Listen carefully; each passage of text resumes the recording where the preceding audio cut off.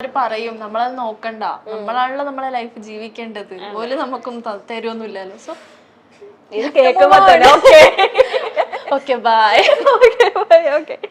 നിങ്ങളെ രണ്ടുപേരെയും big boss വീടിനകത്ത് പിടിച്ചിട്ടാൽ ഏറ്റവും കൂടുതൽ ദിവസം അവിടെ സർവൈവ് ചെയ്യാൻ പോകുന്നത് ആരായിരിക്കും?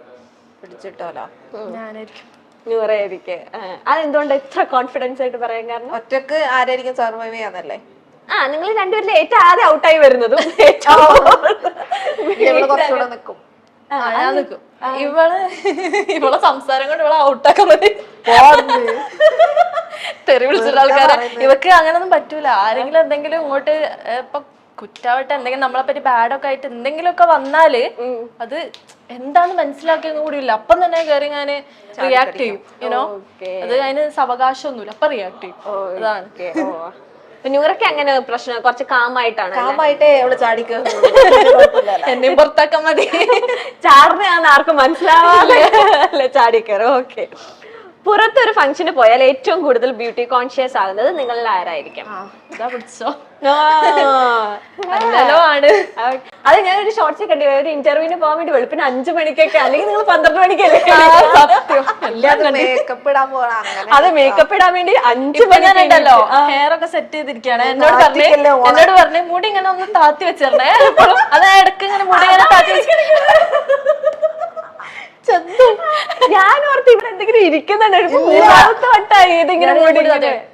ചിലപ്പോ ശ്രദ്ധിക്കൂല, പറഞ്ഞ് 2 ജന്തുക്കളോടെ ശ്രദ്ധിക്കും. അല്ല അത് ടിവിയിൽ വരുമ്പോഴോ എന്റെ മുടി ഇങ്ങനെ ആയല്ലോ, എന്റെ മുഖം അങ്ങനെ ആയല്ലോ, ഭയങ്കര ഇൻസെക്യൂർ ആണ്. അതാണ് ഞാൻ അത് ആക്കണ്ടല്ലോ, അപ്പൊ ഞാൻ ഇങ്ങനെ ആക്കിക്കൊടുക്കും.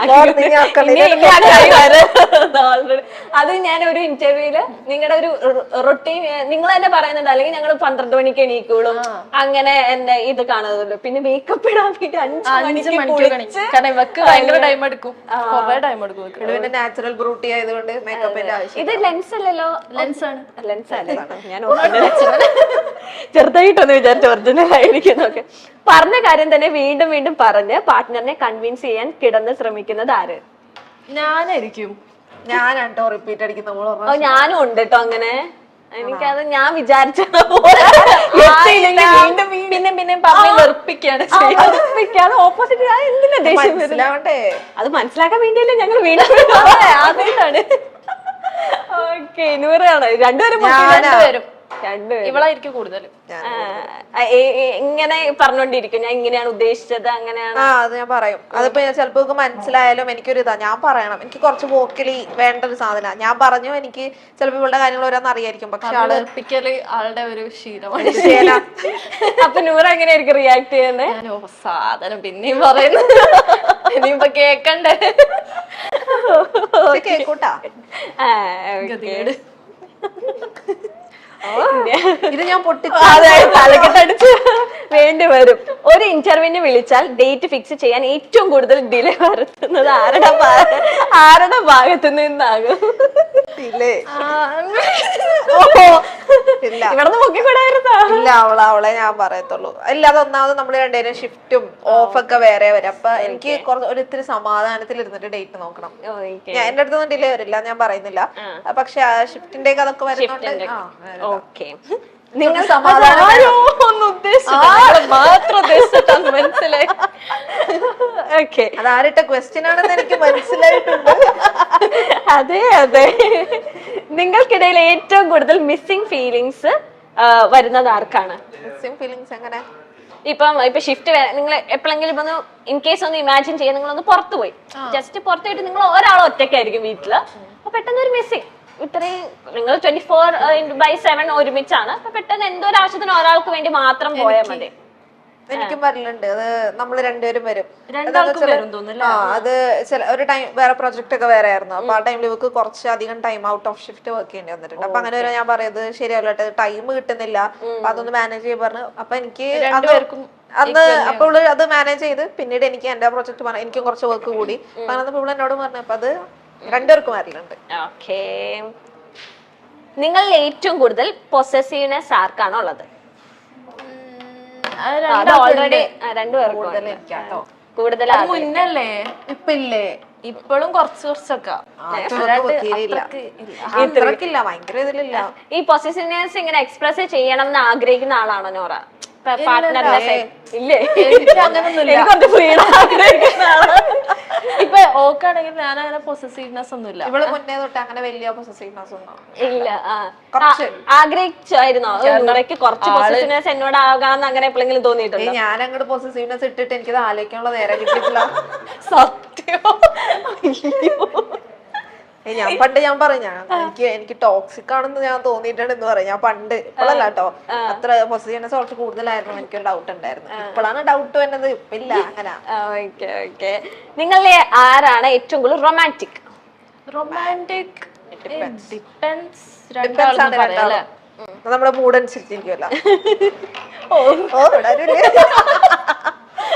അത്രക്ക് വേണ്ടായിരുന്നു. നൂറ പറയുന്നത് നൂറയാണ് എന്നൊക്കെ.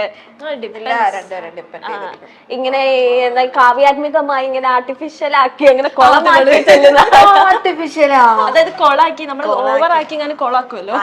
അങ്ങനെ വെളുപ്പിക്കും. അത് വെക്കാൻ പറ്റില്ല. റൊമാൻറ്റിക് ആയിട്ട് വെറുപ്പിക്കും. അങ്ങനത്തെ ഒരു സ്വഭാവം ഉണ്ട്. എന്തെങ്കിലുമൊക്കെ ഇങ്ങനെ ഇങ്ങനെയൊക്കെ ചെയ്തോണ്ടിരിക്കും. മെസ്സി ആക്കും അല്ലെ? ഉള്ള റൊമാൻറ്റിക് നമ്മുടെയും പോകും. സത്യോ വന്നാൽ അത് പോവുകയും ചെയ്യും. ഞാൻ നിങ്ങളുടെ കുടുംബങ്ങളൊക്കെ ക്യാമറ വെച്ചിട്ട് ഒരു ചെറിയ ഡൗട്ട് ഉണ്ട്.